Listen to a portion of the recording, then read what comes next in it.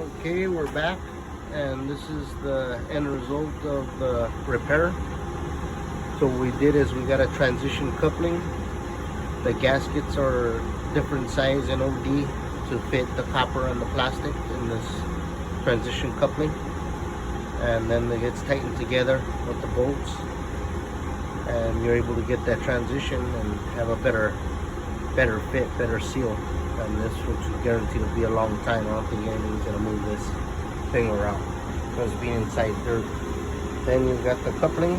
This is a Pro Press coupling. Again, this is a size 4-inch, and everything went well.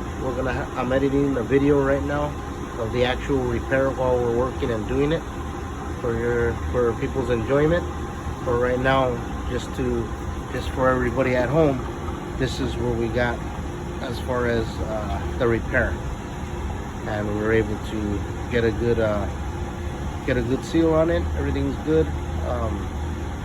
We have let the water on yesterday evening, and we let it for a day.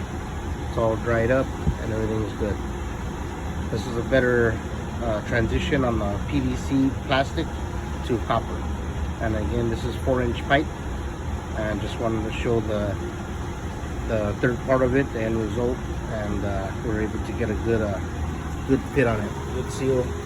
We're able to put the pipe together good, and this is a better way to do it for now. And under the circumstances, we're able to get this hotel back and going without the leak on the water line.